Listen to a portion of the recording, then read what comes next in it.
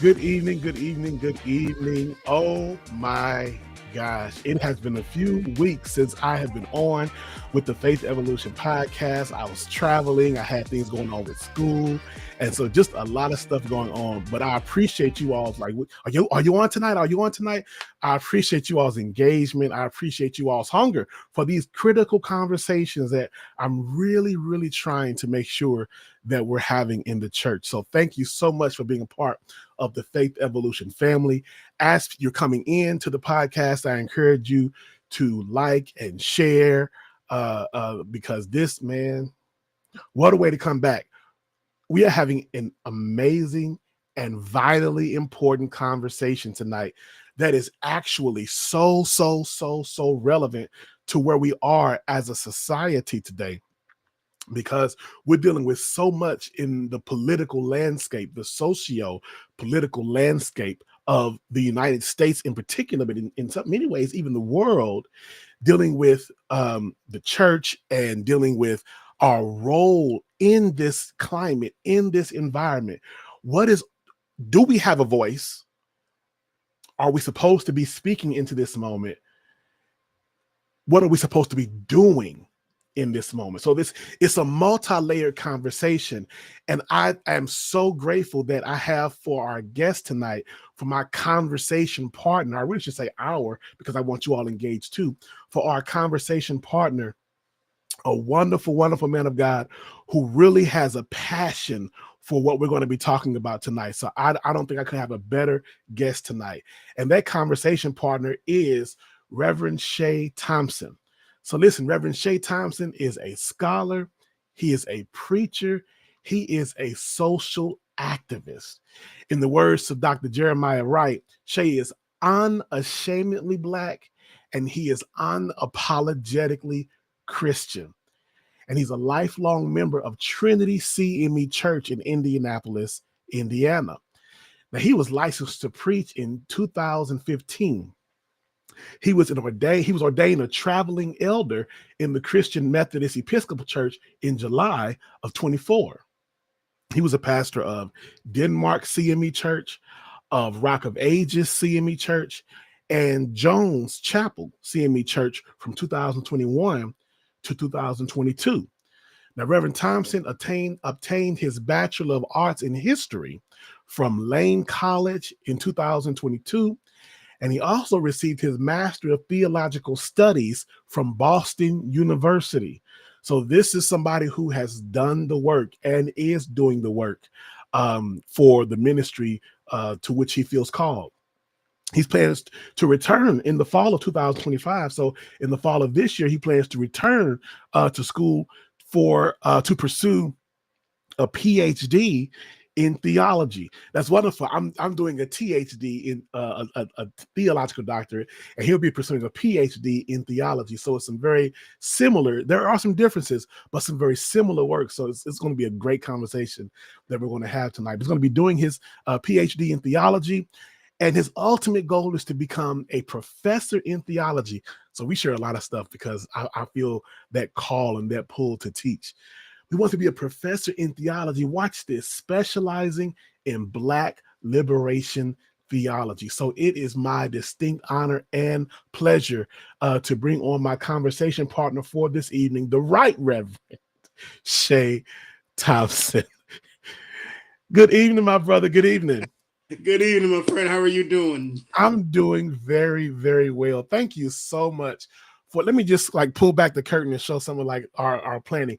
This was a very short notice call that I put out to my friend here. We've actually never met in person, but we certainly exchanged on social media, and I've seen his passion and zeal for social justice. So this isn't just like something that's on a resume. This is like real to you. And so I'm thankful. I'm so thankful for you responding favorably to this short notice invitation to be on tonight's show. It's no problem. I look forward to the opportunity, and whenever I engage in great theological or political conversation, I get excited. So I'm just happy to be a part.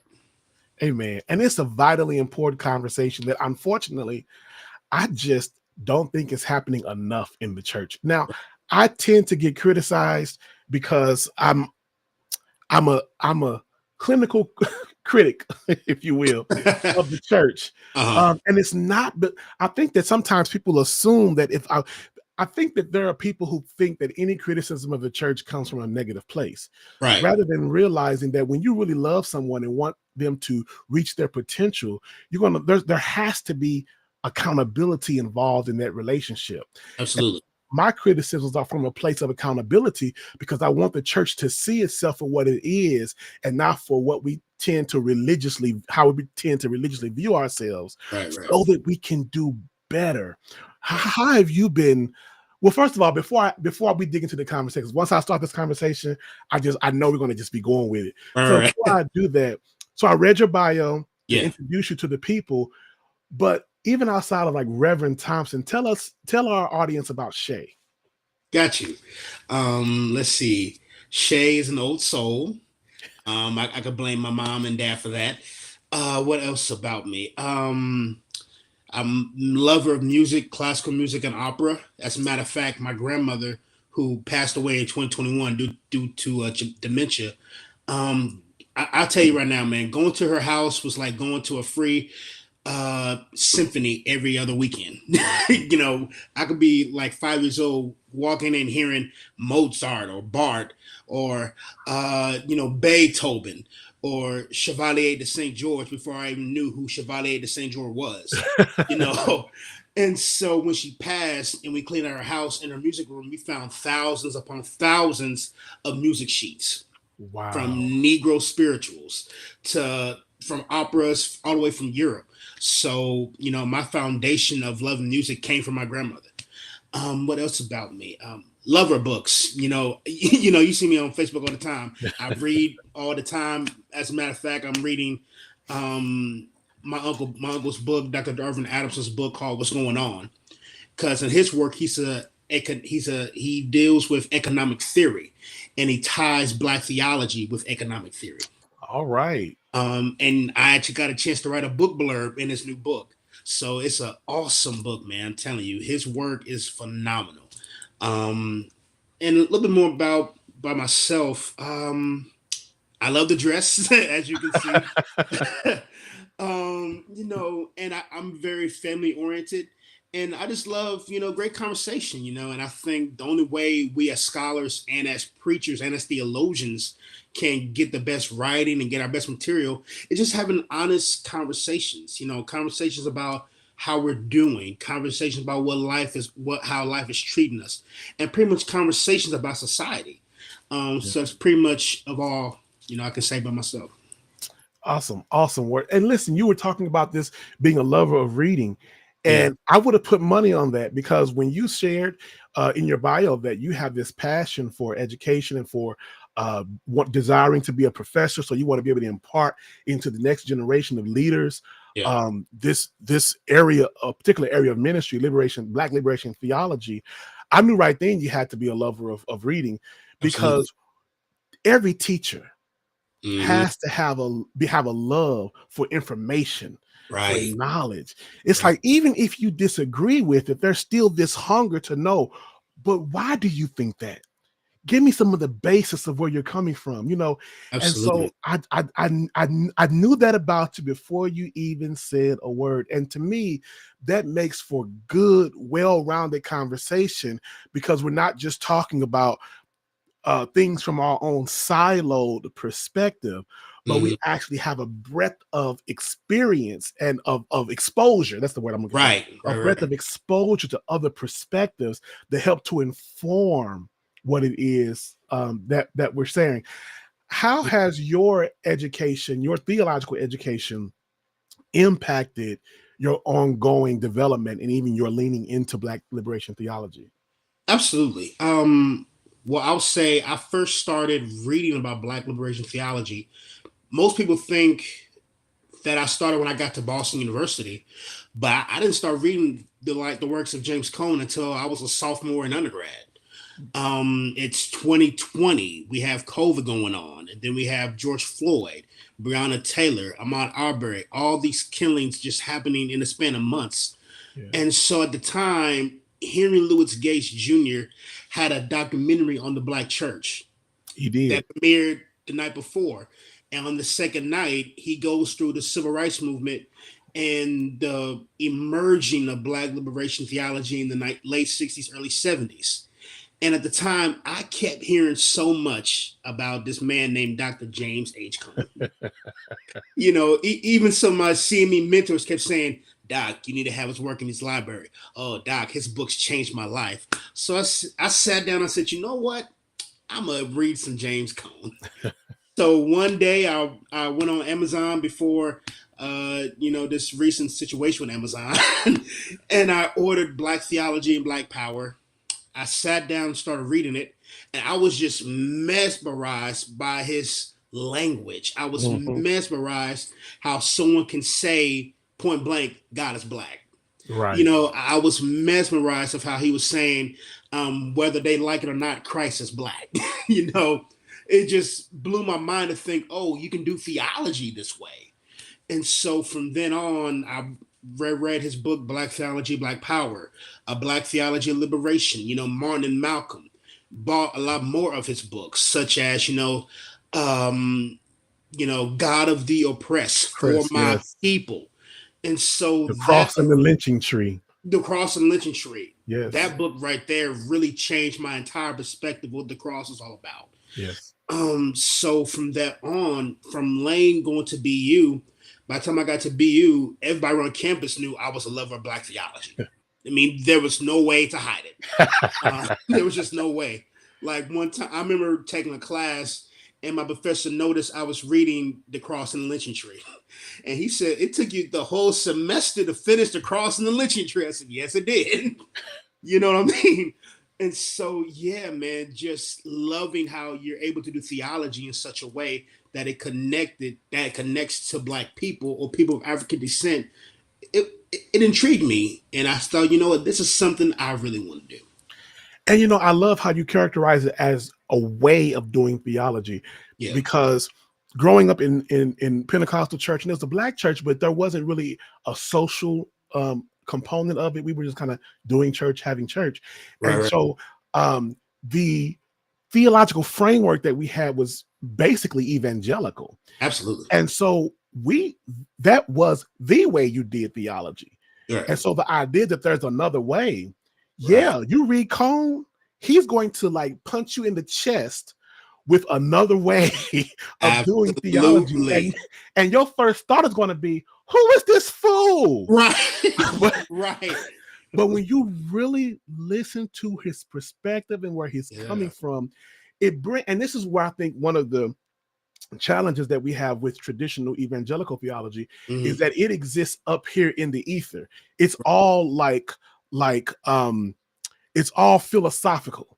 Right. It's all just ideas that sound good, but they really miss it in the practical application, because practical application wasn't, because they've been from a place of privilege, it wasn't a priority for them. Absolutely. They could just enjoy the intellectual stimulation of theology. Right. But practical theology was like, what is the point of this? How is this useful? How is this like impacting our daily lives? And James Cone, he makes you think about it. He makes you ask those questions. So yeah, he's definitely one to go to. You all haven't heard of James Cone. He passed away, 3 years ago, I think. Back in 2018, because it's funny. That long ago? Oh wow. Yeah, because I was going into my senior year of high school when he died. Wow. I didn't even realize it was that long ago. Yeah. You all get his work. Get his work. And not just his work. Read Gustavo Gutierrez, read Kelly Douglas, Jacqueline Grant, Dwight Hopkins. Read all of these people, because as you notice from Cone's work evolved to womanist theology. Indeed, and his work evolved from Latin American liberation theology. Absolutely. Yeah. So I'll definitely tell our audience members, it's great you start with Cone, but also look at other people who evolved after his work. And Black theology itself is still evolving. Indeed. I'm very glad that you brought that up, because one of the questions that I wanted to ask you was about this idea of Black liberation theology.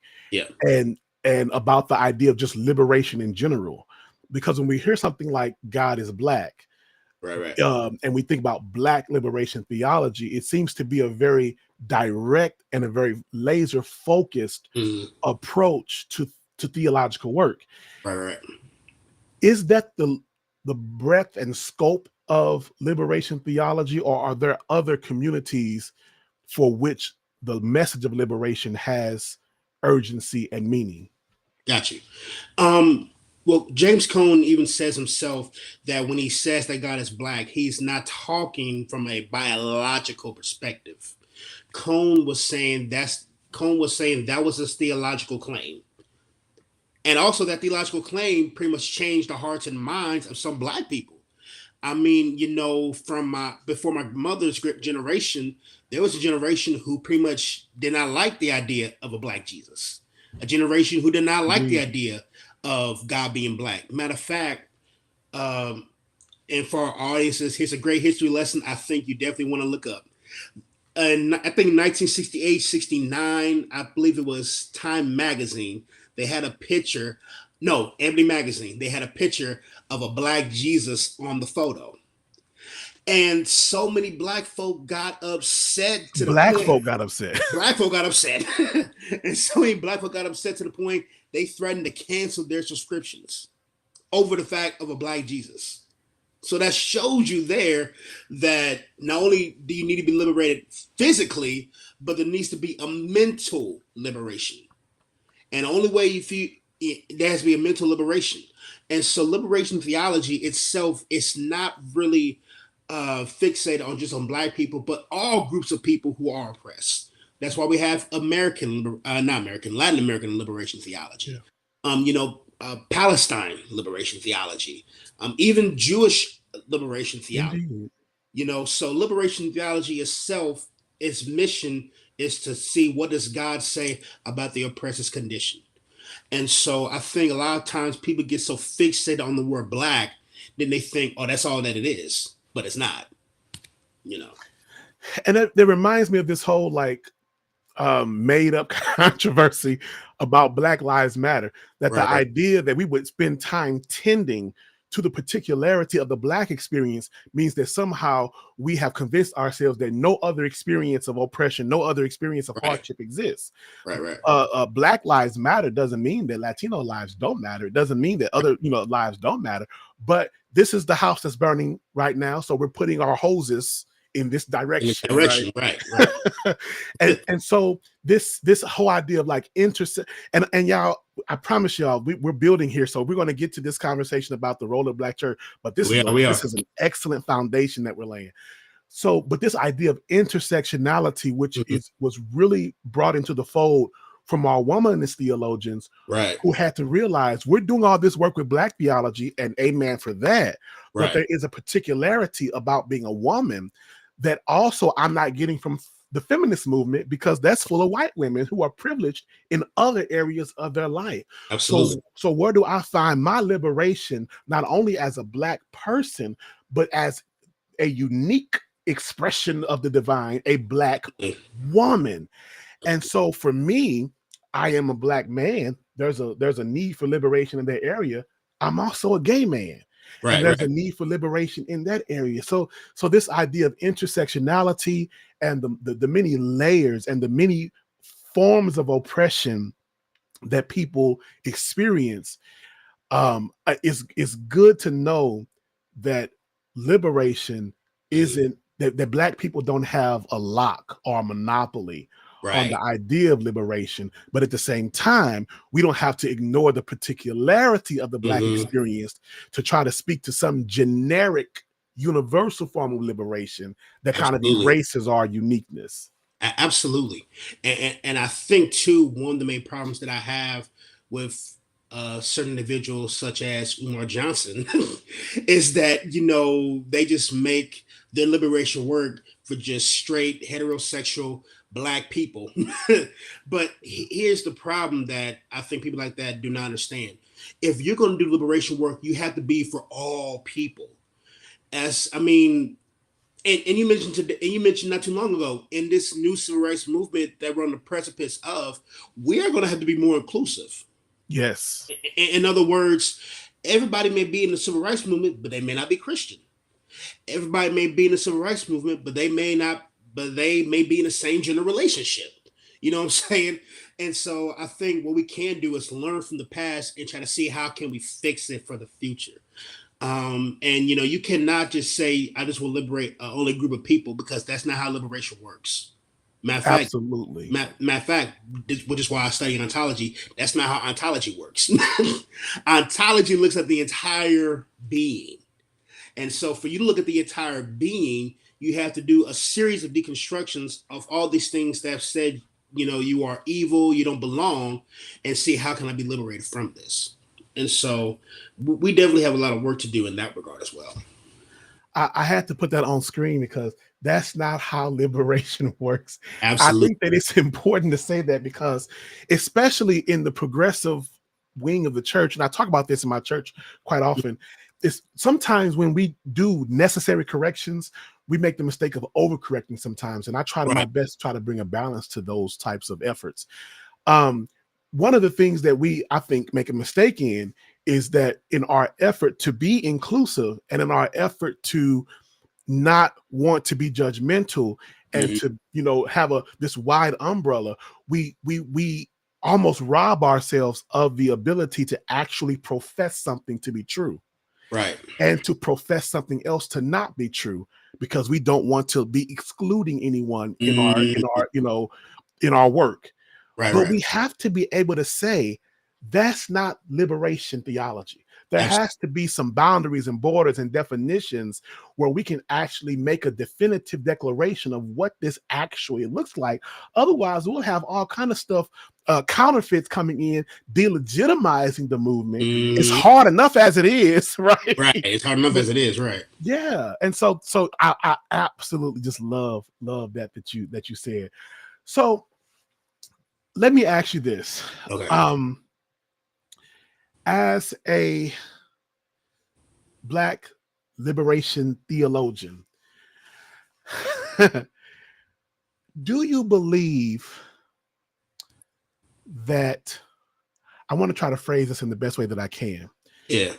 How would you gauge, that's a good way, thank you. How would you gauge the church's work in relation to the work of liberation or ministry to the oppressed? Obviously there's always room for improvement in any type of question, in any type of consideration. Absolutely. But do you think that we're leaning well into that work, or that we're neglecting it? What's your perspective on that? I think that we're kind of in the middle. Okay. And when I say that, because I definitely don't want to pin all churches in a bottle as if all churches are not doing liberation work. Yeah. And there are many preachers that we have that are doing the work, but there are some churches that are timid or tepid of getting into the work because they don't want their property destroyed. And that's nothing different. That goes back to the civil rights movement. I mean, when there are some churches that Dr. King did not get invited to because they were scared their church would be bombed. That's real. There's some places that Malcolm X didn't get invited to, and so I think, again, not try to put all churches in a bottle. While there are some churches that are doing the work, we definitely have to recognize the reality of why some churches are being neglectful, and it's not that because they want to, but it's just that they had to think of their families that they have. I mean, this is a reality that we all live in, right? And so I think in these type of situations, you really have to think, if I do this, what's going to happen to me? Or if I don't do this, what's going to happen to the community around me? So yeah, I think we're pretty much in the middle. That's interesting. There is a price to be paid for good theology. There is. If I was behind the pulpit, I'd say, when was the last time you had to pay a price for your theology? Our theology is so easy nowadays. It is. We don't want theology that pushes us to the margin, or theology that makes us a heretic in the eyes of the mainstream. It's like we don't want to risk anything. And, so as a Black person, as a gay person, I've sure been called a heretic, right? So, but at some point, we've got to be willing to say the mission matters more. This is going to sound, follow me when I say this, it's going to sound bad. The mission matters more than the ministry. And when I say the ministry, the mission really is our ministry, but I mean that it matters more than the organizational component of what we're trying to build and preserve. I don't want to keep talking, but it reminds me of Jesus saying, if we seek to preserve our life, we'll lose it. We'll lose it. But if we're willing to lose it for his sake of the kingdom, we'll find it. That's right. Yes. Absolutely. So every church is different. Yeah. Everybody has different areas of passion, things that like speak to them as individuals, because, we all have different gifts. We all have different interests. We all have different callings. When it comes to liberation, when it comes to ministry to the oppressed, to those who exist on the margins, do you see that as being I guess for lack of a better word, a niche, a particular type of ministry, or do you see it as being more of one of the universal calls of the Christian community? I would say that it is definitely more a universal call, because at the end of the day, when Jesus is being ascended, he tells the disciples, go therefore into all the nations, baptizing them in the name of the Father, Son, and Holy Ghost, and make disciples in all the world. It didn't just say it just in your small communities. Jesus says in all of the world. And so we, as believers of Jesus, as Christians, we have a universal responsibility to make social justice a reality for all of God's children all across the world. Because the problem I have, and this is why I'm very passionate about what's going on in Gaza and the Congo and Sudan, a lot of us in the Black church, we tend to think that our oppression is just within the confines of an American lens, but it's not. Wow. Malcolm X said, if you think you have to get Mississippi right before you get the Congo right, you will never get Mississippi right. And so there's some people I've talked to and they go, what about what's going on here in Indiana? Again, if you can't get Gaza right, if you think you have to get Gaza, if you think you have to get Indiana right before you have to get Gaza right, you're never going to get Indiana right. And this is very much a red state. So same here. Right. So again, it has to be universal. Because last time I checked, after reading Ta-Nehisi Coates's new book, the way we've been oppressed here in America is no different to how Palestinians are oppressed in Israel. I mean, reading the book, there's certain areas that Palestinians can't go to, much like how we've been Jim Crow and Jane Crow in this country. Yeah. So it has to be a universal outlook. And I think that has to be the next stage of the focus. Because if we don't take a global focus of what is happening all around us, we are going to miss the mission that God has set before us. And I never want to miss the mission that God has set before me. Never want to miss the mission. And we can be sometimes so busy doing the work of doing church that we're missing the mission. That's powerful. That's powerful. I want to really bring home what you said about us having an experience that's very similar to those we look on CNN and we think, oh, that's way over there and that's right. Like that. But to really draw home that the reality of that. So I am desirous to buy some land. Yeah. I'm looking online at different plots of land that are available, and just in my state. And whenever I do, and I find something that I'm interested in, I always have to get the county. And I go to my friend Google and I type in the county and I do racial demographics and I also do racial history and I read up on these counties. And a great number of them, because these are, when I want to buy land, a lot of these places that are affordable are rural areas. Right. And a heck of a lot of them were sundown areas. A heck of a lot of them have like one Black person. Because if the population of Black people is 0.06%, that means it's one Black person in the whole county. Absolutely. Right.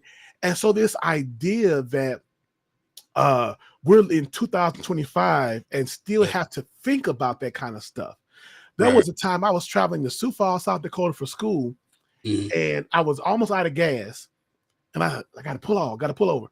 And I came to an exit, and I pulled off the exit, and I looked, and I said, God, let me go on fumes. I had to get to the next exit. I was not going to stop there. That should not have to be a consideration that I have, but it is the reality that I live with. So the idea that we're not welcome everywhere is a real thing in 2025. Real thing. Absolutely. And talk about intersectionality. I can't go to Ghana as an openly gay man. Let's go back to Ghana as the right of return. I'm like, go ahead if you want to. I can't, because I'm not going back in anybody's closet. And so even as a Black person, there are other considerations that I have to have. Even as women, there are other considerations that they have to. As trans people, absolutely, there are other considerations that they have to have. And so that's why I think it's so vitally important what you said about the work of liberation being a universal work. It can't just be about you and your particular way of being in the world. It has to be about other people too. It can't, because a lot of people fail to realize you may be speaking as a liberationist, but the rhetoric sounds so much as what we expect from white supremacists. Wow. I mean, you cannot say, I want to free all Black folk, but you're homophobic or transphobic, misogynistic, or sexist. My God. You cannot do that. That's hypocritical. Either you're going to be on the side of us who are fighting for all people or off. And I think now we all have a choice to make. And frankly, I think a lot of people in liberation work have made that choice. Yeah. And I love to see how even James Cone, he had gotten pushback at some point in his career from women, from Black women. He did, They're not really carving a space out, and he listened. Right. I think that's wonderful, because sometimes we can be to have tunnel vision for our own particular work and forget this is wider. Because not only was we could say, okay, God is Black, but also God is woman. Right. Absolutely. Yeah. Absolutely. I mean, there's some people who say God is queer. And, there's some people who say God may be trans. Or some people say God is not non-binary, which I believe. Because you cannot box God in only one specific gender. Especially when the Hebrew word Elohim has both feminine and masculine parts. It does indeed. And it's interesting because when God chose to be incarnated, I don't think that anything happened by happenstance. And so when he decided to be incarnated and fleshed, he chose to incarnate himself not in the Roman emperor's palace, but in a manger, in a little barn underneath the house, a manger with dung and troughs and animals around. He chose to be incarnated within this quote unquote nobody family in a backwater of a nobody like outpost of empire. Right. And so it says something to me about God choosing to position himself, to incarnate himself within the spaces that otherwise are ignored or considered to be unimportant. That the work he did of redeeming human, and this is one of the things that really irked me about white evangelicalism, because they have stripped the gospel of this truth. That when God chose to do the work of liberating humankind, he did it through the enfleshment of a nobody people in a nobody backwater, born into a nobody, a person who couldn't even get a place to stay for the night. They had to go into the barn. So it says something to me that how he chose to be enfleshed is relevant today, which is why what James Cone said wasn't a lie. God is Black, which is why God is a woman. God incarnates himself into the experience of the oppressed. Absolutely. That's powerful. And for our audience, that is liberation theology. 101. 101. Oh my. So, okay, I want to pivot to the specific place that we find ourselves in this particular moment. Okay. Because whiteness, and when I say, I always try to give this disclaimer when I say whiteness, because I never want anybody to misunderstand me. When I say whiteness, I am not referring to white people. Right. In fact, there are many people who are even black who are still proponents of whiteness. Absolutely. When I say whiteness, I'm talking about a power paradigm that centers whiteness as the form and shape of rightness, and that centers it as the seat of empowerment within a particular context. And this is, of course, the American context. Right. Whiteness is on the rebound. Mm-hmm. I say that they're experiencing their death throes. It's like it's gasping for air because its days are numbered, and it knows its days are numbered, so it's flailing about trying to survive. And so that's why we see this great big uptick, because our current president gave them permission to show themselves for their true colors. Now, first of all, I'm grateful because I want to know who you really are. Absolutely. So that I can excise you from my life. Absolutely. Absolutely. But it showed me something that was not appealing about the church, that I don't want to say wasn't aware of, but to the extent that I've seen it now, that I really wasn't aware that it still existed to the extent that it did. We like to relegate a lot of stuff to the past, when in fact there's still so much going on today. What do you think about particularly the church as it relates to whiteness, and how white theology and whiteness has in many ways shaped what the American church, whether it's black or even white or even black, it's shaped what the American church looks like today? What do you think? How do you think that's impacted how we got here? Well, of course, you got to take the history of enslavement definitely into this conversation. A lot of people don't understand that enslavement, what enslavers did, they pretty much took the blackness out of the enslaved. In other words, if they took away your African identity, they took away your being, they took away your African cultures that we do in the black church every Sunday, but somehow it's demonic. It took away pretty much your ontological identification. And which is why my work is in ontology, is because I'm saying black theology needs to take an ontological conversation into account. What is ontology, by the way? I'm sorry. I love big words. Ontology is the study of being, how you function, how you operate. That's ontology. And so when I say that we as black people, we struggle ontologically, what I'm saying is that we are struggling of what it means to be black in a space where there's all negative rhetoric, all negative imagery, and pretty much all negative practice that is afflicted upon blackness. For instance, in the movie 12 Years a Slave, there's a scene where they get off the slave ship.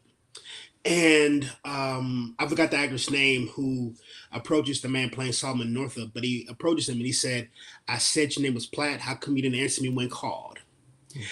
And Northup says, "My name ain't Platt." He gets slapped and he said, "Your name is Platt." That's a prime example of how your ontology was taken away from you. And so what the American church has done is made everything American. It's made Jesus American. It's made God American. Yes. It's made everything that the Bible says is American. But American Christianity is not biblical. There's no thing as American Christianity. Because last time I checked, Jesus was not lynched on the American flag. He was lynched on a wooden cross. Yes. And so what American Christianity has done in both black and white churches is say everything else is American. And we as the black church, we struggle by separating from this Americanism that we felt that we cannot fathom the idea of African, place of worship. Because everything we do is no idea, is none different from what our ancestors did in pre-colonial Africa. You know what I mean? And so we really struggle on breaking away. And I say this all the time, white theology has a lot of black people in a chokehold. Oh And yeah, a lot of because it's black normalized. it's normalized. And that's why we struggle ontologically with our being, because we've normalized whiteness. Yes. So how do you break away from that? How do you break away from all of these things that has condemned your being, that has condemned your blackness, and for some reason you believe it? How do you break away? And I think that's the question for the black church now. How do we break away? How do we break away from this so that we can function ontologically? There is this movement. Now, this has been happening, of course, for years and years, but Right, it's right. certainly becoming much more vocal now. This movement called deconstruction, and I Mhm. think that with you asking this question of how do we do this, to me it goes to that issue of deconstruction, because whiteness isn't just one theological issue that you can just cross off the list and then preserve all these other theologies. It infected Right. pretty much every theological Yeah. topic that we could consider. And so if you're going to go after whiteness, you're going to go after atonement Mhm. theology, you're going Mhm. to go after eschatology. Apology. I was talking to my church recently about how our eschatology has to change, It because does. we adopted our eschatology from Tim LaHaye about Left Behind and rapture coming to get us out of trouble, rather than us having a responsibility to make the world what we need it to be. We just Right. gonna wait for Jesus to come take us away. And so we've adopted this theology of escapism that comes from a place of privilege. When you're Absolutely. living underneath the heel and boot of somebody else, you're not just wanting to escape the idea of, well, we may be wanting to because of how we've been conditioned, Very. but what we should be desiring is to change the conditions in the here and now that we're Absolutely. living under. So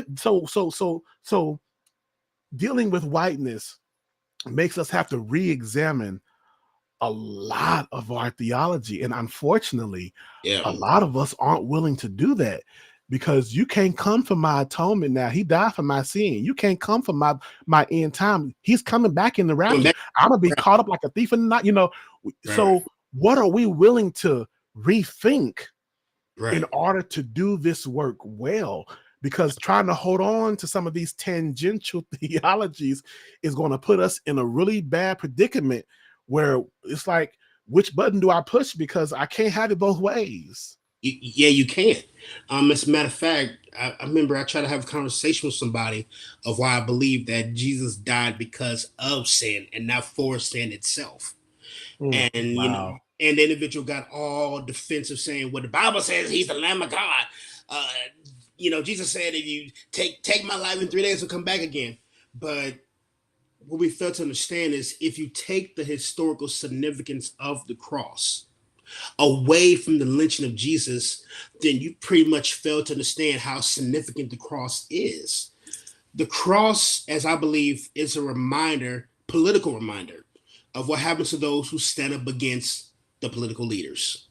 It's a reminder that there will be a price to pay. You can get killed for doing this work. You can die for standing up for what is right. And so to say that Jesus died because of sin, it's saying he died because of greed. He died because of jealousy. He died because people love capital so much. He died because he was just trying to do what is right. And that is saving the oppressed, loving your neighbor as yourself, and telling people how to live as Christians. And we don't know, and we can't even do that. Right. The great phrase in the Gospels, from Mm-hmm. John the Baptist to Jesus himself, the kingdom, right? Mm-hmm. Repent, for the change your thinking, for the kingdom is near, for the kingdom is at hand. Right. And it's amazing to me that rapture theology and just evangelical theology in general sees the kingdom as somewhere we're going to, Right. rather than being something that God is calling us to make manifest in the here and now, Here now, right. which impacts those issues of oppression and those issues of marginalization, those issues of ignoring the plight of the Right. poor and the needy, in the here and now. So you talked about this this is so powerful because this really speaks to where we are right now, because we have this unholy. So I can't do a whole teaching on it, but let me try to give like the short version in 10 seconds. Yeah. Jesus talks about the leaven of Herod and of the Pharisees. And I think that was very interesting because he talks about the political structure of Herod, but then also talks about the religious structure of the Pharisees. Right. But he kind of combines them together because they're a leavening agent that ruins the whole lump. Right. And so he says, beware of this leaven. I think about how in today there's this unholy alliance between political power, one might even say secular political power, and the religious, or particularly the Christian social religious power. Right. And we saw that same thing in the God. We saw that same thing in the gospel. When the Pharisees got mad at Jesus and beat him all night, what did they do? They sent him to Herod. And Herod, yeah. And Herod sent him back, and they sent him to Pilate. Right? There was this, and the thing is, when you when you close the Bible and do some historical work, you find out the Pharisees didn't even like Rome. They didn't even like Herod. They didn't. But they were willing to get into bed with them in order to serve their agenda. Their, like you said, that lust for power, that lust for position. And by God, if we don't see that exact thing happening today, evangelicals don't even like Trump on the basis of their supposed moral family values, but yet they have this cult-like allegiance to him. They do, because of their lust for power and for money and for influence. Absolutely. And what Brother Michael will say, they're political puppets. Because whenever Trump does something, the evangelicals go along with it. But wait till their Medicare healthcare gets cut off. Wait till their SNAP benefits get cut away. Wait till you try to apply for housing assistance and you get denied. I mean, in a recent sermon, even Howard John Wesley said the Egyptians want to go back to Pharaoh, but they failed to realize that Pharaoh was going to cut off everything that they loved. Yes, indeed. So, yeah. To love, and this is interesting because there's I forget who said it first. Sometimes it's hard to track down the originator of some of these quotes, but someone said that to the privileged, equality feels like oppression. Absolutely. And it's like white Christians who literally sit at the pinnacle of socioeconomic and socio-religious, privilege, feel like they're oppressed. Right. And I'm like, in what universe do you actually exist wherein you can be so warped in your thinking? As it's an offense to me as a Black man, it's an offense to me as a gay man who had to leave his state. I live in Missouri, by the way, and I had to leave my state to get legally married in a neighboring state. And your behind is mad because you had to bake a cake for somebody that you probably spit in anyway, or a gay couple, and that's oppression. Right. Are you kidding me? Right. And so it's like we have this. We love to see. When I say we, I mean like I'm really speaking to the evangelical church. Right. Love to see themselves as being oppressed because somehow it gives them a sense of legitimacy. Right. And I'm like, no, you can't in the real world take upon yourself the moniker of oppressed because you literally are the oppressor. How does that work? Speaking of, so here's a question for you. Okay. How is it that we so often see the oppressed becoming oppressors? Because you mentioned about the need of liberation, right? To be universally relevant. But from my experience as a Black man, I have seen Black people become oppressors when it Mhm. comes to the LGBT community, when it comes to Yeah, women, absolutely. right? Yeah. How is it that the oppressed, it doesn't click? Like you Yeah. said, that hypocrisy. How do we get to those kinds of places? Um, I think it goes all the way back to privilege. Mm, Because a lot of black men feel like they're privileged because they're not a woman or because they're not queer. It goes all the way back to privilege, and I say that because a lot of black men, especially in certain denominations in the Christian church, they love to talk about the LGBTQI community as if, matter of fact, go deeper. A lot of heterosexuals they feel like they're oppressed because same gender people have the right to get married. And right. we as black folk, I told somebody, we as black folk, we should be the last person to tell somebody who they can and can't get married to. Because when you go back in times of enslavement, we couldn't get married because you had to go to your slave master Right. to see if it was okay. Right. And it was solidified when you jumped the broom. Correct. Yep. So black people should be the last people to get married. And I tell somebody, uh, don't tell me that you're against same gender love when you can't even stay in the heterosexual one. Like, don't get mad at me Wow. because you see Adam and Steve hugging and kissing in the park, but you can't even hold your lady's hand going through a movie theater. Like, Wow. don't tell me that. And so I think a lot of black people, as I said before, we're on the privilege. We think we're privileged just because we're heterosexual. But at the same time, whether you are straight or queer, we're all oppressed people. And even Cone says that the oppressed will soon become the oppressor. And I think a lot of people who may be in liberation work have put on the mask of being an oppressor by the Mm. language and the rhetoric. And it's time for them to take the mask off. Just come out. I mean, even Dr. Gina Stewart said, "Stop with the what's the word she used? Oh my goodness, what's the word she said in that sermon at the National Black Convention? Oh man, oh yeah, she said, "Stop, just stop. If you're homophobic, just come out and say it. If you're sexist, come out and say it. Come on, say it. Come out and say it. Just stop with the take the mask off. Just stop. Just stop." But that really speaks to that question of intersectionality, because Yeah, there isn't just, we're all multi-layered, multivalent people. We have many yeah. different aspects to our being.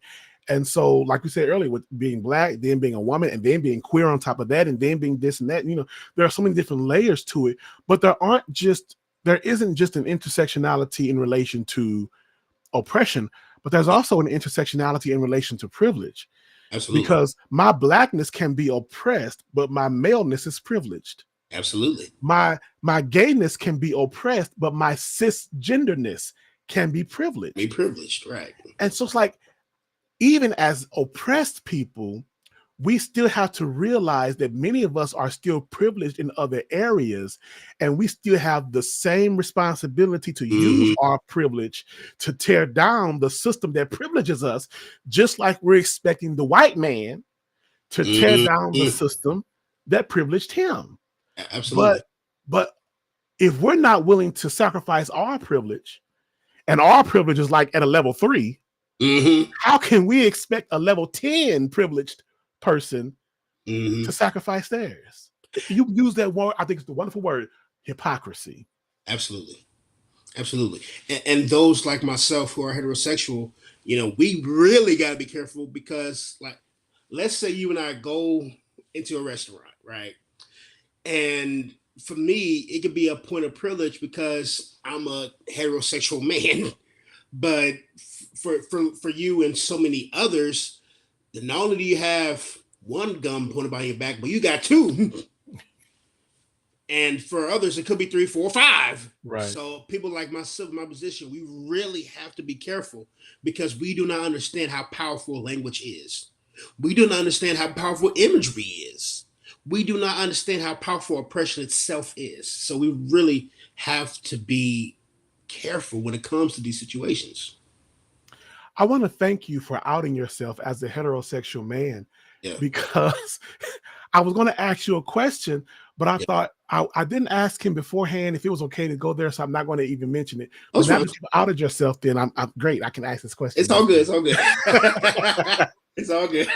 One of the things that I do a lot of work in terms of LGBTQ affirming theology, and I engage in debates and discussions and things a lot. One of the straw men, right? One of the ways that people try to dismiss what I offer is by saying, well, I'm gay, so I just want to I'm going to find any way I can to try to justify my sin, right? And so ignore the theology, ignore the point, ignore the argument, and just use that as an excuse to just dismiss it all. Right. But you, as a heterosexual man, don't have a dog in that fight. Right. So what are you doing as a heterosexual man wanting to speak toward and be a voice toward the liberation of LGBTQ people? Well, what I usually do and what I've done recently is I've called people out on their homophobia. I've definitely called them out about that. And I'll say this, to be honest, it took me a long time to be affirming, a long time. Before I went to BU, I was kind of moderate, but going to BU and actually doing a deep study of those texts that we have used to justify our homophobia and transphobia, I said I was wrong. Like, I was dead wrong. And looking back, looking back, a lot of black folk don't want to admit it, but they know who was in the closet. They just didn't have the energy to come out. Right. They know, like, I'm only 24. Me and other kids my age, we knew who was queer. Like, we knew. It's nothing new. It took me a long time to be affirming. And so when I did become affirming, I felt it was my job as a liberation theologian to say, no, what you're saying is homophobic. What you're saying is transphobic. Breaking down that scripture that they love to quote, Leviticus 18:22. Yeah. I said, so you're using that verse to justify your homophobia. Well, you do realize that verse is about pedophilia, right? And also, it should have said a man should not lie down with a boy. But a bunch of old men at Yale University in 1946 went to the archives of the original canon copy and added the word homosexual. Yeah. And of course, there's been some backbite about that. But, the one thing I keep in my mind is that I've read too much. I've seen too much. I've done too much study to stay the same. And if my work does not come for all black people, then I'm not doing my job. I've read too much. I've seen too much. I've studied too much. Study too much. Stay the same. Stay the same, Doc. You got to be exposed, saints, to other perspectives. And then being willing to say what you just said. You know what? I was wrong. I asked somebody literally today on Facebook. I asked them, have you ever just said I'm wrong? Right. Because in all the years that we've been having conversation about whiteness and conservatism and the oppression of the conservative evangelical church, not once have you just been able to say, I may not concede to argument, but on that particular point, okay, fine. Right. And it's like there has to be a willingness. So there's a passage, one of my favorite, there are so many different passages that really speak to me, but one of my favorite passages is in Hebrews. Oh gosh, I say it's my favorite, but I can't remember the chapter. I believe it's chapter 2, but he talks about how some people perish. It says, because they have not a love of the truth. And I thought that was so powerful, because just because we believe a certain thing doesn't mean it's the truth. And we should love this idea of truth so much that when we are shown to be wrong or shown to have some blind spots in what we do believe, even if we're right, there's still blind spots. Absolutely. We should love the truth enough to say, I'm willing to change my view because I'd rather actually be right than just look right. Right. Than just feel right. Absolutely. So I appreciate you having that evolution. I myself, wasn't affirming. I didn't come out the womb affirming. I was raised in the same like Yeah. anti-gay context, Right. that so many others were raised in. Right. I didn't become affirming until like 2008. And so that was a struggle for me. And I had a dog in the fight, quote unquote. Yeah. So I really take my hat off to people like you who are willing to ask those questions and do that wrestling and do that work, because your voice matters. It's like there are voices, there are white evangelical voices. Let me rephrase. There are white evangelical people that are not going to change until they hear a white voice tell them to.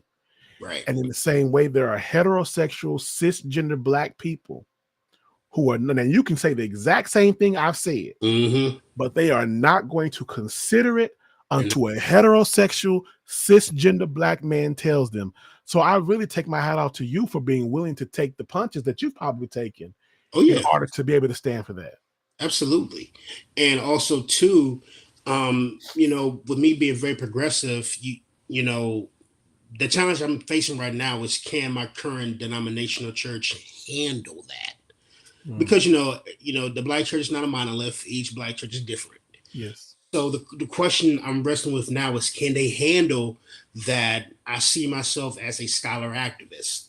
Can they handle my progressive theology? Can they handle my Black liberation theology, which they can't handle? But at the same time, that question always goes back in my mind with us having these conversations. How can the people handle it? Because you saw what they did to Bishop Carlton Pearson. Oh, yes. They pretty much crucified that man live, on TV, live everywhere. So I think the question I often wrestle with is, how can the people handle it? Because oftentimes the Black church, we think that somebody says, I have a call to be in the ministry, they automatically assume they want to be the pastor. And not everybody is called to be a pastor. Not everybody is called to be a pastor. I myself had to recognize that when I was in seminary. So that often goes in my mind. How can the people handle it? Yeah. Let's lean in for a second to your activism. Yeah. How can the church in this moment, right, with Trump and with the right and the state of things, and how it's like, I saw an article today I posted, I saw that you liked it, where they introduced in one state a bill to make Trump derangement syndrome, to make that to be a literal mental health issue. They want to enshrine that in law, that if you disagree with Trump's policies, that you are mentally deranged, and probably so they can lock you up in a mental institution. And I'm like, this is not made up. This is actually real stuff that's happening. And so I'm like, if the church doesn't speak into this moment, it's like, speak now or forever hold your hell up. Right. That's the Romeo Parks Weekly version. Speak now or just shut the hell up. Right. It's like, if you can't speak into this moment, what good are you? So how can the church become more active in the work of liberation? I think that the church itself, it needs a revamp of what the church is all about. People do not realize that Jesus came. Now look, Jesus came, and here's the kicker: the people were not looking for Jesus. Jesus was looking for the people. And so the thing is, we as a church need to start going back looking for the people. That means you may have to cancel Bible study on Wednesday and go to see the homeless people outside, give them food. You may have to cancel your prayer meeting and go to the State House and talk to your local representative about what they're doing right and what they're doing wrong. You may have to sacrifice some things. And for those who are aspiring to the ministry, it may cost you a lot of things. Prime example, when King is in the Montgomery bus boycott, J.H. Jackson didn't like the fact because he couldn't understand the intersectionality of church and justice. Mm. And so he got kicked out of the National Baptist Convention. And so King and Garner Taylor said, well, screw you. We're going to make the Progressive National Baptist Convention. So the church needs to go back to understanding that the people did not come looking for Jesus. Jesus came looking for the people. Mm. And by looking for the people, you're standing up for the voiceless. You're standing up for the Yeah. marginalized.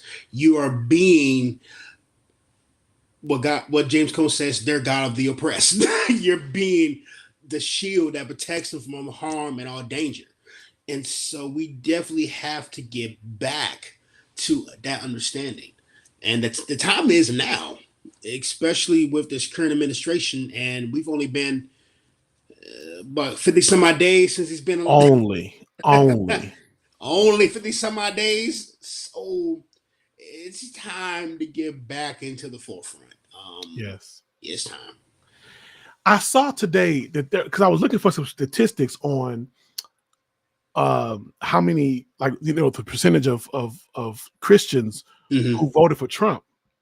And I want to quickly just read some of those statistics. Let me see. I hope I still have the page open. Yeah. So it says that Trump. So I'm reading this from ArizonaChristian.edu. So it's Arizona Christian University.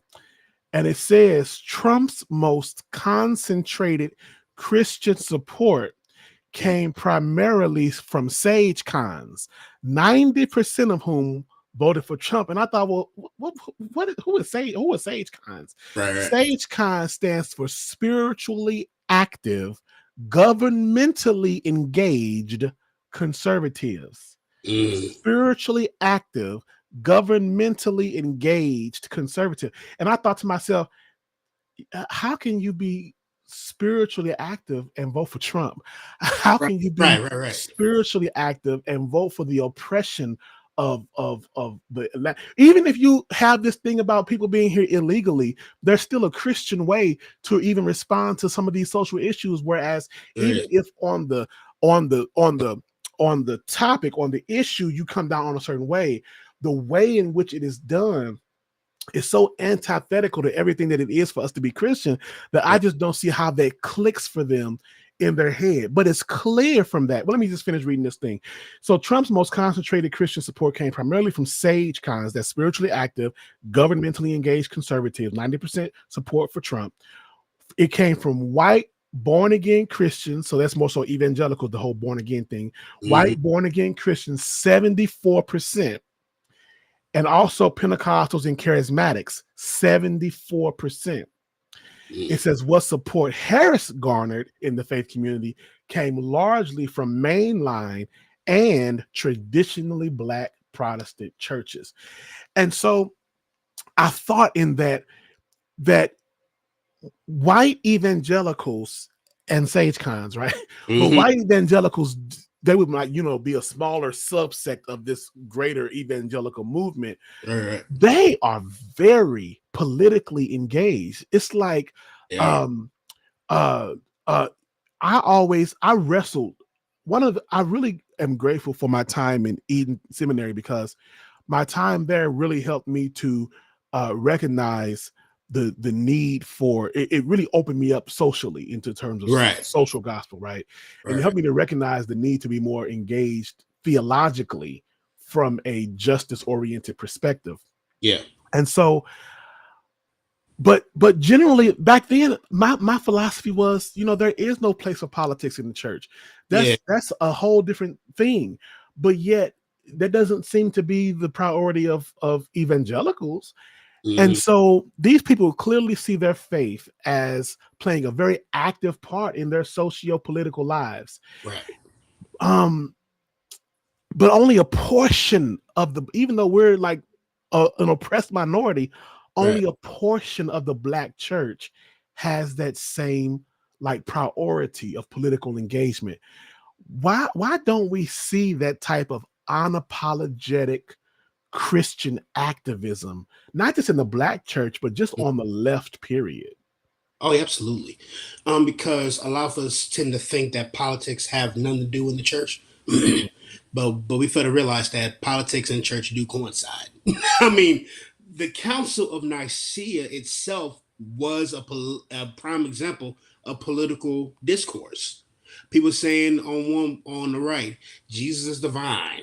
People on the left, he was human. And they came out and said, well, fine, he was both. That's a prime example of political discourse. When you have all these decrees in the Bible alone, that's prime examples of political discourse. When you have figures such as Nebuchadnezzar and Daniel saying, if you don't worship this golden statue, you're going to be put in the fiery furnace. That's a political command.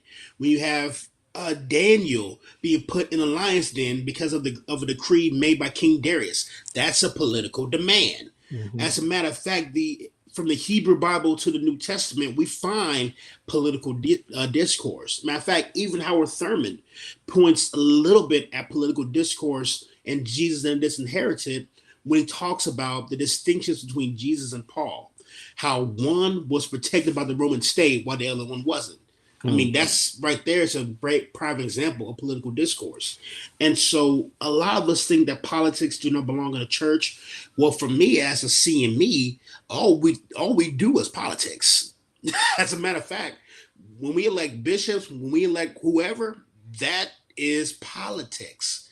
I mean, even in the Baptist church, when you elect a new pastor, that is politics. Indeed. So politics and the church go hand in hand. You cannot escape it no matter how hard you try to say you want to. And I love the fact that you brought up Paul, because Paul was a Roman citizen. Right. And when he was arrested, he appealed to Caesar. If you all looking, remember back when they had that shipwreck, they were shipwrecked on, I think it was Malta. They were headed back to Rome so that Paul could actually appeal his case to Caesar himself, because he had the right to as a Roman citizen. So here Paul was a part of an oppressed minority Christian, but yet he actually had intersectionality, right? He actually also had this part of himself that was privileged. And he didn't just ignore that privilege. Well, this part of me as a Christian, nothing political is relevant at all. No, he appealed to his citizenship in a secular government to spare his life from a secular condemnation that he had received. And so it's like if Paul could appeal to that privilege, shouldn't we appeal to our privilege in order to, now of course in this instance he appealed to it on his own behalf, but should we appeal to our privilege on the behalf of other people, rather than saying, well, the church really shouldn't be involved in it? I have so divorced myself, because that was a strong belief that I had years ago. I have so divorced myself from that now. I'm like, the hell with that, because there are too many people who are suffering while the church is silent, and the church is preaching theory and philosophy, but it's not getting down into the gutter with where the real lived experience of people. And like you said, the lived experience of people is political. Absolutely. It's impacted upon by our politics. So how can we sit this one out and still think that Jesus is going to say, well done, good and faithful servant? Absolutely. And I think to that point, a lot of churches believe in illusions. Nietzsche says a lot of people don't want to hear the truth because they don't want their illusions destroyed. So we're sitting here tonight saying this truth. A lot of people don't want to hear it because they have the illusion, oh, don't worry about it, God is in control. The illusion, don't worry about it, Jesus is my president. Illusion, don't worry, because when Jesus comes back, everything's going to be fine. Well, it's never going to get better until you make it better. It's never going to get better until you get off your knees, actually go and vote and fight for what you believe is right. It's never going to be better until you do something. So that illusion has to go away. Yes, indeed. I see there's a conversation in the chat about Genesis. We might spend I might have them put it up in a second, but there's a statement in Genesis, since that seems to be in the consciousness of our audience, in Genesis chapter 1, where God says that he created, his intention in creating humankind was that we would be the image and likeness of God. And so all the stuff that you are expecting God to come do, no, he made you as a physical representation of himself to be that in the world. So, like you said, so he didn't say not to get on your knees and pray, but when you're done praying and say amen, get off your knees. Off your knees. And go do the work. Be Absolutely. God in the world. In the world. Right. I knew that this was going to be a good conversation. I knew it was. I was so excited about being able to have it with you. And I think that it's interesting because for the few times that I was able to glance over at the comments, I haven't really read through all of them, but they're having a conversation about homosexuality and about the idea of God creating Adam and Eve and that kind of stuff. Yeah. And whereas I don't want to get sidetracked into that, I think that it's very interesting that in having a conversation about oppression, in having a conversation about liberation, in having a conversation about marginalization, there is still the need that some have to have their boot on somebody's neck. It makes me feel better about my blackness to at least not be gay. And so at least I can still inject into a conversation about liberation my theology, my anti-gay, theology and perspective. Now, I am a person who believes that that many believers have sincere beliefs that may just be different. And there are many Christians who are non-affirming. There are people who act like every non-affirming person is the enemy. I don't believe that at all. Some people just don't know. And you can't do better till you know better. Absolutely. And so I never assumed that. But at the same time, I think that it's still emblematic of what we're talking about today when it comes to whiteness and evangelicalism and how that theology has infected the church. That even in a conversation about people coming together and seeking the liberation of everybody, because guess what? You can seek the liberation of LGBTQ people and be non-affirming. Absolutely. Because you realize that even though theologically you disagree, you don't want to impose your beliefs on other people. We call that colonization. That came from whiteness. Yes. But we've adopted that framework. And so it's to me, it's very I think prescient in a way that are fortuitous, we may call it, whatever. It's lucky, it's fortuitous that this would even be happening in the chat, because I think that it really does give a good case in point for the thinking that we're really talking about today of how evangelical theology has really impacted the church unfortunately in many negative ways. Absolutely. And also to do a deeper study, a lot of evangelical theology has deemed our work as evil and demonic, which is why you have a lot of people saying they denounce crystals, they denounce sage, they denounce everything. Well, as I said on Facebook around New Year's Eve, so let me get this straight. You got baptized, ate black eyed peas. What else did you do? On New Year's, yes. Cornbread. What else? Shouting, dancing in the church came from black culture, not white America. Matter of fact, when you do community, that's witchcraft. My Lord. Because when you look at the Haitian Revolution, what our ancestors would do, they would get a pig, slaughter it. One will have the meat, which we would call the bread, and they would drink the blood. And guess what they called it? Communion. Wow. So every first Sunday we ever singing the blood that Jesus shed for me. You're really doing witchcraft if you don't know it or not. But that's very powerful. The idea that anything that does not fit squarely within the framework of how white evangelical, and I'm gonna keep adding the white modifier to it because I think it's important to name it. Right. Of how white evangelicalism, anything doesn't fit within that framework of how we do Christianity is anathema. It's sacrilegious. Like you said, it's witchcraft. It's demonic. Right. And I think that that's important for us to recognize, because we need to be very careful about being quick to call anything that doesn't fit within our framework sacrilegious and evil and demonic. I had a conversation with somebody. Well, it wasn't really a conversation. It was just like a comment on Facebook. That's not really a conversation, but about the question of sage. And they had a problem with a Christian burning sage. Yeah. And I said, well, if they're not, are they worshiping another god? It's like Right. there. If sage, there are so the Bible itself tells us that there are many things that Jesus did that Right. if they were all written, the world couldn't contain the volumes that would be written about it. Absolutely. And so if that's true for the life and ministry of a 33-year-old man, Mm-hmm. then surely if we are to accept the biblical reckoning of time, Right. 6,000 years of human history, according to the biblical reckoning, I always want to add that. Yeah. And you mean to tell me that everything that we need to know about the spiritual world, about the natural world, exists in the Bible? So if the Bible, if you don't have chapter and verse for burning sage, why do you default to it being demonic? If it Absolutely. helps somebody, then let it help somebody. Absolutely. Personally, I don't care for the smell, but Right. but it's like, to me, I don't. I think that there's this argument from silence. If the Bible Yeah. doesn't say it, it's It's evil. evil. And I'm like, to me, I'm like, no, I'd rather say if the Bible says it's evil, and we consider what it says within its context, Mm-hmm.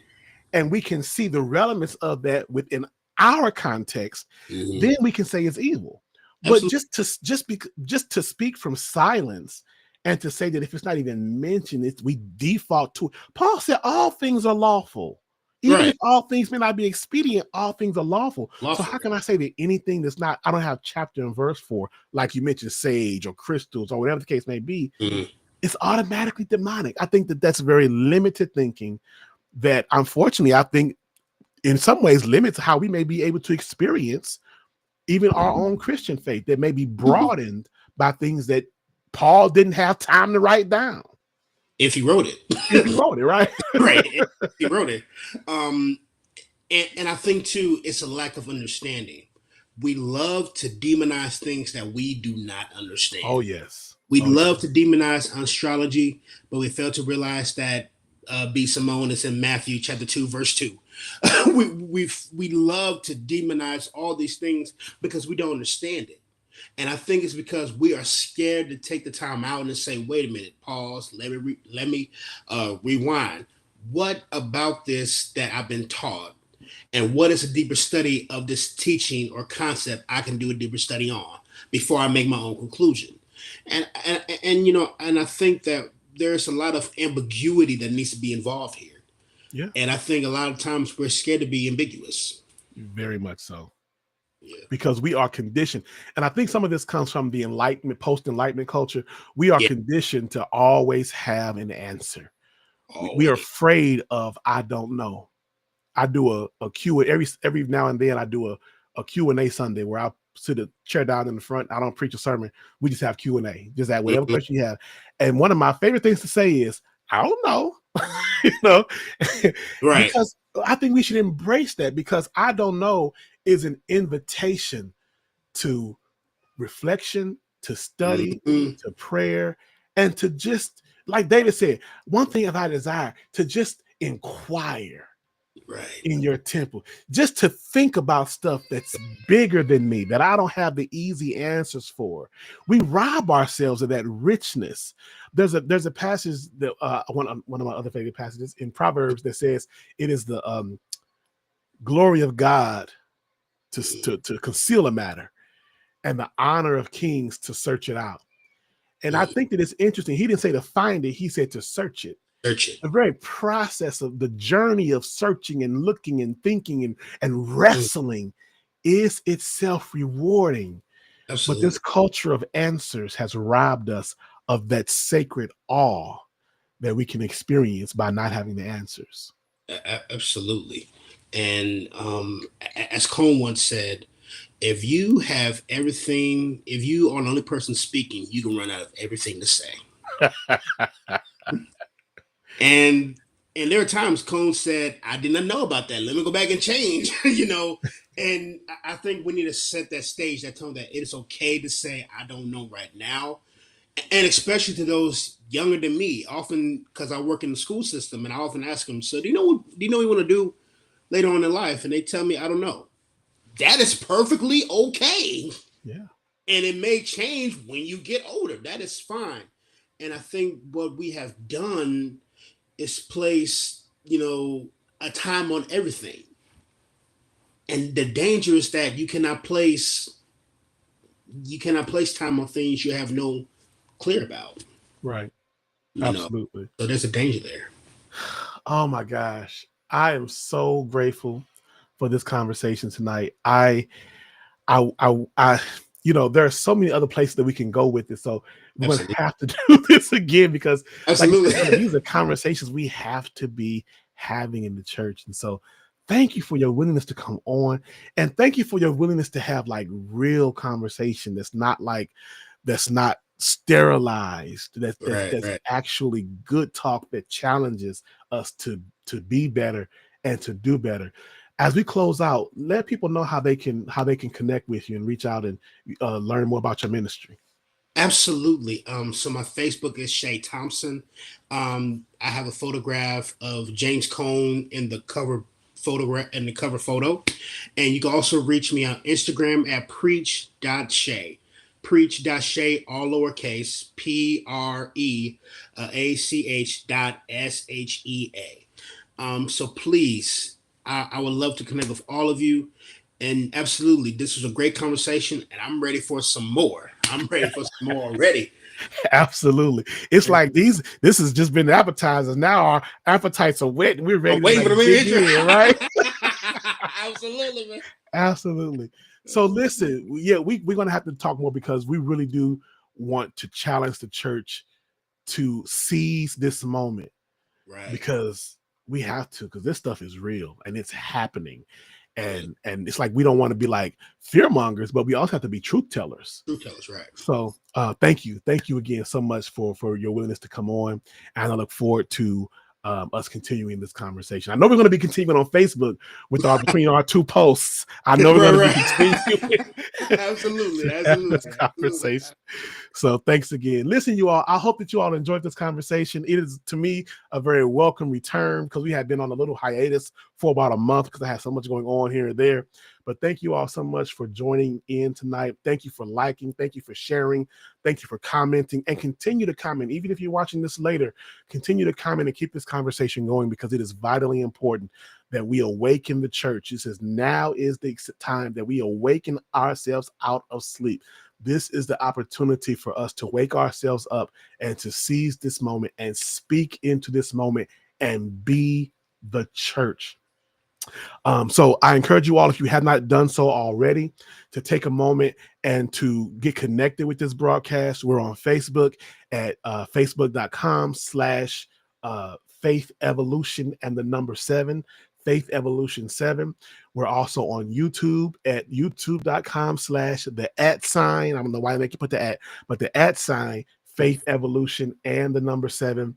And you can also reach out to me on most social media platforms, not X, but on Mhm. most social media platforms at R Parks Weekly. I'm also at rparksweekly.com. Thank you again, Reverend Shea Thompson, for this engaging conversation. You all, we are having some good conversations here on the Faith Evolution podcast, and I encourage you, stay connected because we have more of these conversations coming, because these are the conversations the church should have been having a long time ago. I'm gonna go. Right. Now we can have them.